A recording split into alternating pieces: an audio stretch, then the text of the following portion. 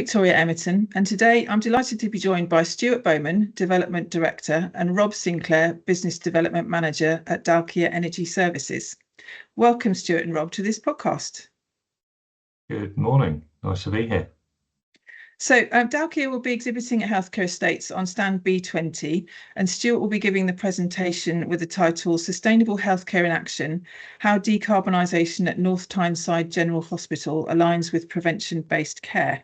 And that's going to take place on the 22nd of October in the Performance and Compliance Theatre in the Exhibition Hall, which is free for anybody to attend.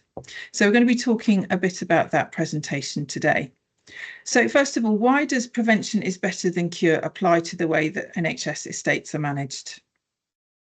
So I think with the NHS, obviously we're very used to, if we experience symptoms of any kind, our first kind of reaction is to ring up our GP or go to the hospital and kind of get that diagnosed, and that's obviously really to identify those symptoms as a understanding if there's something more serious going on. But I think there's no reason why we can't take that same principle to energy, and I think it's all about, in terms of investment early in efficient and low carbon systems, really to avoid those long-term potential issues such as equipment failures and challenges around resiliency down the line. And just thinking of some examples of those, a project that North Tyneside General delivered recently was through a programme of decarbonisation where they removed existing ageing infrastructure, steam infrastructure that was potentially in the longer term going to cause issues. It was obviously had carbon, quite high carbon emissions linked to that, and it also had kind of challenges around the operational expenditure in maintaining that steam system. So what North Tyneside and Northumbria NHS Trust did was effectively remove those ageing systems, upgraded them with energy efficient heat pumps, which not only improved the resiliency, which again kind of significantly reduces the risk of future failures, but by taking those decisions today through utilising things like the PSDS schemes, they've managed to also clear a number of other items such as the backlog maintenance bill, which again for many trusts at the moment is kind of rising year over year. So they've really kind of managed to tackle that backlog maintenance challenge and really avoid, take that kind of prevention approach in taking those decisions now, investing and avoiding any of the long-term challenges associated with old infrastructure on site. It's a brave decision to take, isn't it, to dismantle what you're used to having, but it's the best decision to take because it's likely that old infrastructure is going to stop working at some point, and you can't have that happening in a hospital setting. So how can decarbonised hospitals directly support patient health? Good question, Victoria. The response is multifaceted, and is as much as Rob's already mentioned. At North Tyneside, we've in effect electrified the supply of heat at the hospital through the deployment of heat pumps, and with that, prior there was a gas steam system, an old inefficient gas steam system, and with that came emissions out of the chimney from the boilers, which clearly has an environmental impact of sorts, and so without the need for that clearly improves the quality of the local environment and the local air, actually both for the patients, and also one could argue it improves the area environmentally in a broader scope that actually may prevent people needing to come in future through respiratory and other conditions. With the projects that we deliver within the NHS, there's not only a need to displace gas with electrified heat in the the aim of decarbonisation, there's also a need to make the estate more efficient, and there's a huge opportunity through the deployment of large fabric and facade upgrade, window replacement, draft prevention type measures, is to actually improve the internal environment of the patients themselves. And with the improvement of that environment thermally, there is a opportunity to maybe for those patients to recover in a more speedier and a quicker fashion. The St Helier and Epsom St Helier Trust deployed a number of years ago a large facade upgrade and replacement scheme on a couple of critical buildings, including a maternity wing, and the improvement in the conditions in the environment of that space for what is a very, very sensitive time in the life of the mother, in the life of the newborn child. I think it was really a vast improvement, and for sure improved the way and the speed and the quality of recovery, and to get them back home as quickly and as safely as sound as possible. And there's not much carbon to be discussed there, but the qualitative improvement of that space was for all to see, and was recognised by the trust and the local community, the people that worked there. There was substantial benefits and a real positive news story.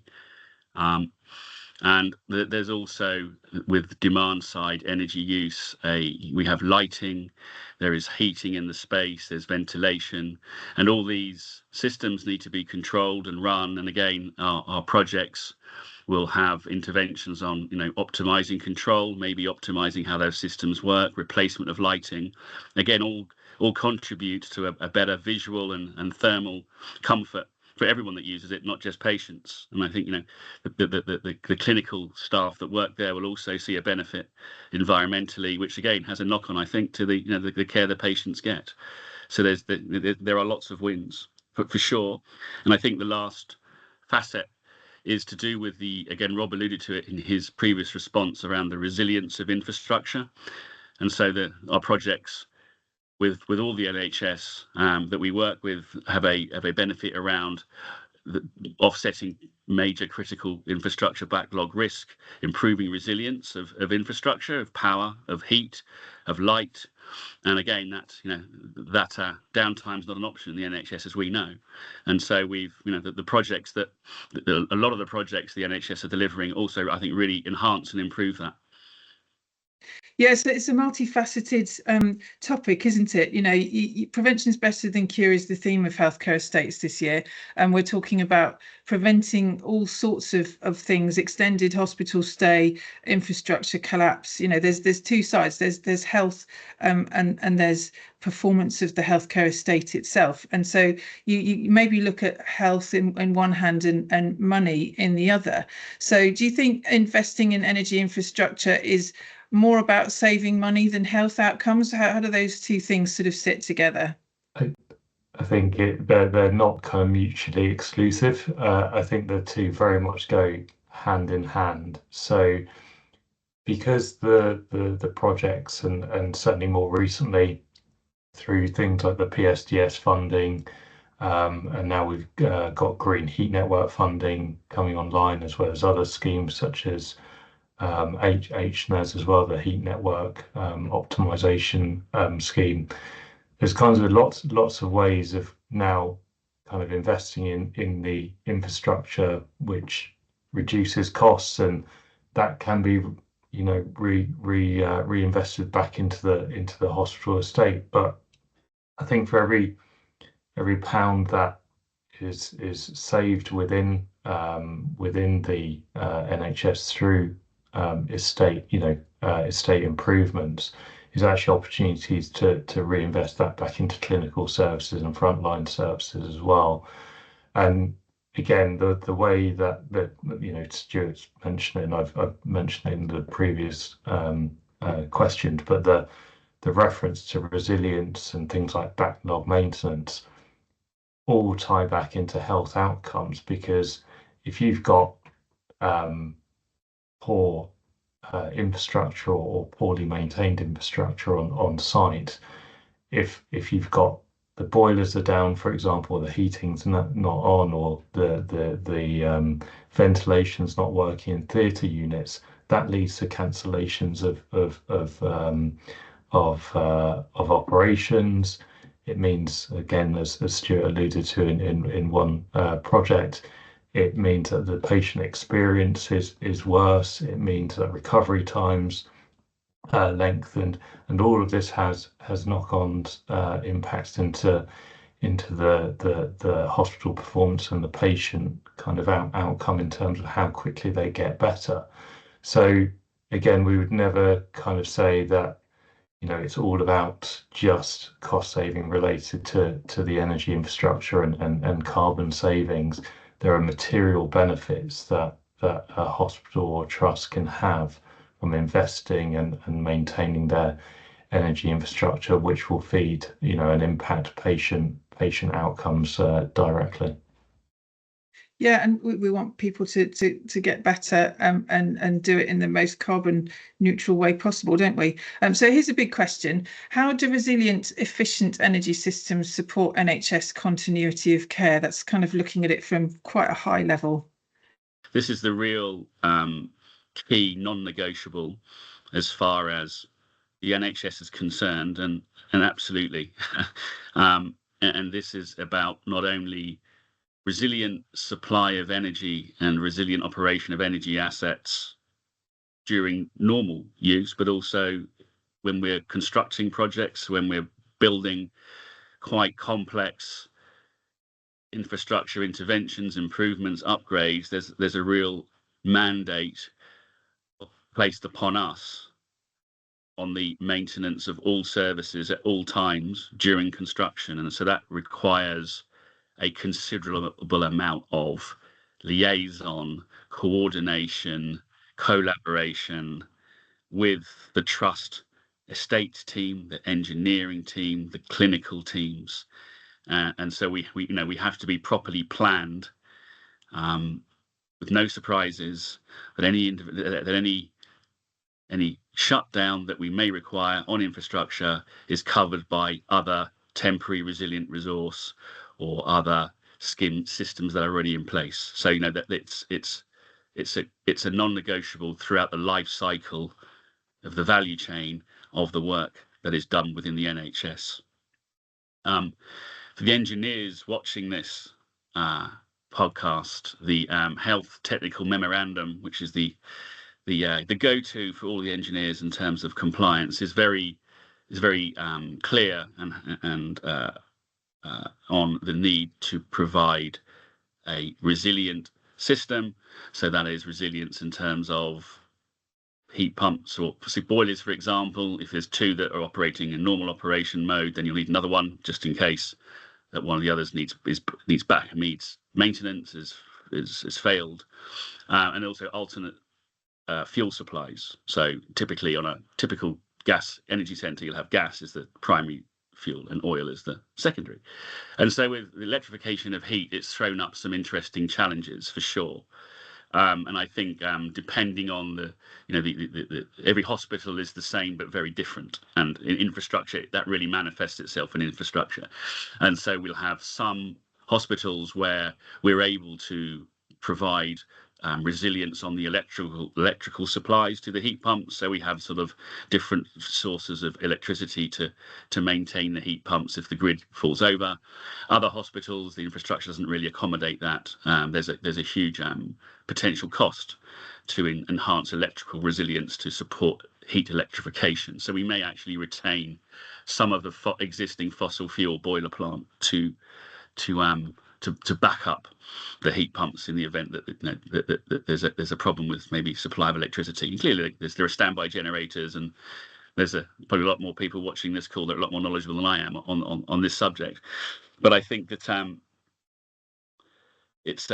we are at an interesting juncture with the resilience of hospitals and how that again manifests itself in how, I guess, the perception of how reliable they are. There's an awful lot that goes on behind the scenes and we all use hospitals, don't we? That's probably the most interesting sector for us on a personal level that we'll have to have used the hospital in some way, shape or form, either for us or a loved one or a friend. And so we have a completely different perspective. You don't see what goes on underneath the lake, and there's usually some swan's legs moving at a fair rate of a fair few miles an hour to keep the thing going. And I think I think that's a demonstration of how well enterprises such as us and the NHS and all the stakeholder groups of the NHS, how they work together to keep the lights on, keep the heat on, and keep the services being maintained. Yeah, and I think the COVID pandemic was a fantastic demonstration of that. The NHS kept the lights on, kept people treated through really very challenging times, didn't they? So as you say, hospitals come in all shapes, sizes and ages, don't they? Some brand new, some incredibly old, some with very challenging sort of space constraints in terms of retrofitting new technology, etc. So another big question, what's the bigger picture? How do the projects that you've been discussing help the NHS in the long term? What's the future? I think again, it kind of comes back to these kind of core themes around cost, resilience, patient outcomes. Again, in terms of the projects that have been kind of delivered in particular, I'd say over the last 4 or 5 years with the public sector decarbonisation scheme in particular. It's really demonstrated the opportunity for hospitals and trusts to really, drive improvement in their estate infrastructure, and the kind of tangible benefits that's had, not just around kind of cost and carbon, but really improving the kind of patient experience within those hospitals.